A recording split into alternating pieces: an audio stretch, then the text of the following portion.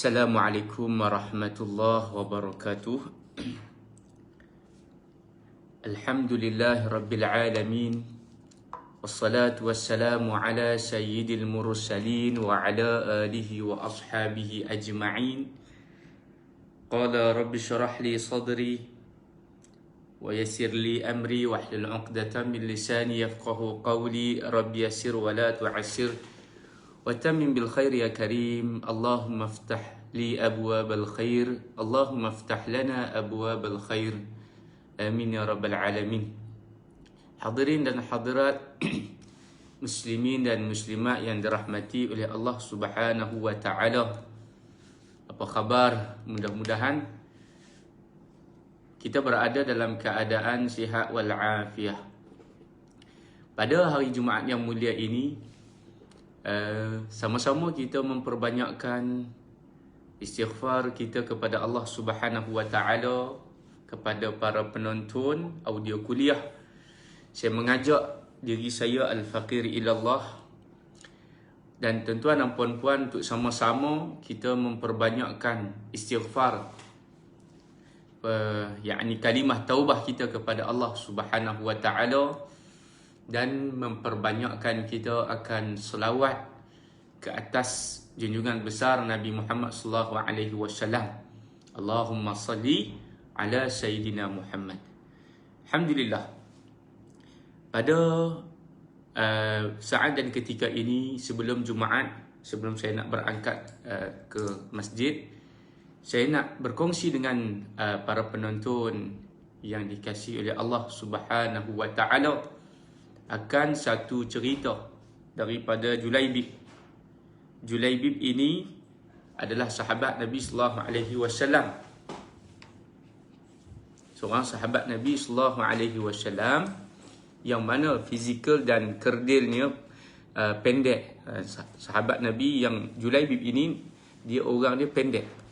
Dia berkulit gelap.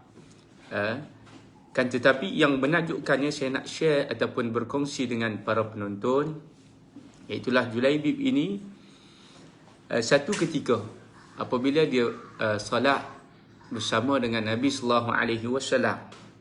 Dia solat dengan Nabi. Selepas daripada dia solat, maka Nabi pun mendekati Julaibib. Nabi bertanya kepada Julaibib, bilakah kamu nak berkahwin? Kamu orang muda, bila nak kahwin? Kata Nabi sallallahu alaihi wasallam. Maka Julaibib pun balas jawapan dia dengan dia kata, ya Rasulullah, saya ni siapalah yang nak kepada saya, ya Rasulullah.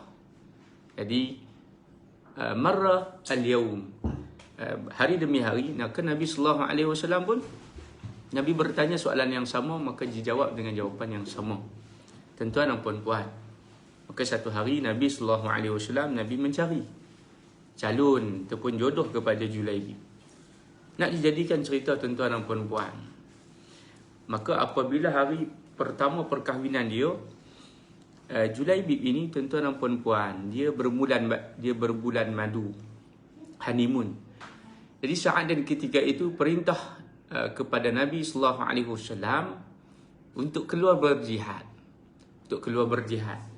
Jadi Nabi pun bagi tahu, maklum kepada sahabat-sahabat mujahidin muslimin, lelaki-lelaki ini untuk apa?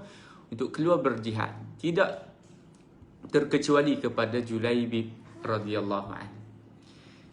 Tuan-tuan dan puan-puan, apabila dalam medan jihad, maka Nabi sallallahu alaihi wasallam menerima strategi daripada sahabat, itulah membina khemah. Ada khemah pertama, kedua, ketiga, keempat. Maka Nabi duduklah khemah yang pertama. Nabi pun pergilah ziarah khemah kedua. Nabi bertanya kepada sahabat, siapakah di kalangan kamu dalam khemah ini yang gugur? Maka sahabat dalam khemah yang kedua ni, sahabat berkata kepada Nabi, ya Rasulullah, kami semua cukup ya Rasulullah. Maknanya dia semua selamat, tidak ada yang gugur ataupun syahid. Kemudian Nabi pun pergi kepada khemah yang ketiga. Nabi bertanya, siapakah di kalangan kalian yang gugur? Sahabat pun berkata, ya Rasulullah, alhamdulillah, kami semua selamat. Adalah yang cedera, tapi alhamdulillah balik pulang ke khemah semula selamat.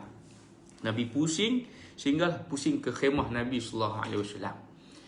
Apabila sampai ke khemah Nabi, Nabi bertanya kepada sahabat. Dia tanya kepada Abu Bakar As-Siddiq yang duduk sekali dengan khemah Nabi sallallahu alaihi wasallam. Nabi tanya, siapakah di kalangan kita yang gugur? Siapakah di kalangan kita yang tidak pulang daripada berjihad, maknanya yang syahid? Maka Abu Bakar As-Siddiq radhiyallahu anhu, sahabat menjawab kepada Nabi, ya Rasulullah, Julaibib tidak pulang, tidak balik ke khemah ya Rasulullah. Nabi tiba-tiba berubah wajah muka Nabi sallallahu alaihi wasallam. Di mana maka makna dia Julaibib ini telah pun syahid jalan Allah Subhanahu wa taala. Nabi menangis ini bukan sebab Julaibib ini syahid, tuan-tuan dan puan-puan, tapi oleh kerana dia baru nak merasa nikmat kehidupan, baru nak merasa nikmat dunia, perkahwinan, tetapi Allah Subhanahu wa taala mengambil dia, Allah menyayangi dia. Jadi tuan-tuan dan puan-puan, inilah antara kehebatan seorang sahabat yang nama dia Julaibib.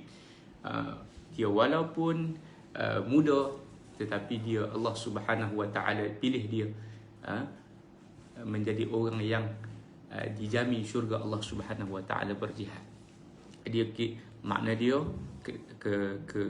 kesimpulan daripada kisah Julaibib, sahabat Nabi sallallahu alaihi wasallam ini, walaupun tidak ada muka, tidak ada kawan, tidak ada teman, tidak ada harta, tetapi bukan itulah yang dipandang oleh Allah Subhanahu wa taala. Nabi sallallahu alaihi wasallam bersabda, "Innallah", Allah Subhanahu wa taala tidak melihat pun, la yanzuru ila suwarikum, tidak melihat rupa kamu, tidak melihat harta kamu. Bahkan Allah Subhanahu wa taala menilai bagaimana amalan dan juga hati kamu. Yauma la yanfa'u malun wala banun, Allah kata hari di mana dibangkitkan manusia, Allah Subhanahu wa taala tidak memandang pun rupa kamu, tidak memandang pun anak-anak. Anak-anak ni tidak boleh menolong kita, harta tidak boleh membantu kita, illa man atallah, melainkan pada hari akhirat tersebut yang boleh membantu kita, tuan-tuan dan puan-puan, adalah amalan kita. Jadi amallah sebanyak mungkin pada hari dunia ini dengan kita beristighfar, berselawat ke atas junjungan besar Nabi Muhammad sallallahu alaihi wasallam. Maka sekian daripada saya, apa yang baik datang daripada Allah Subhanahu wa taala. Mudah-mudahan hari ini lebih baik daripada semalam dan esok lebih baik daripada hari ini. Wabillahi taufiq wal hidayah. Wassalamualaikum warahmatullahi wabarakatuh.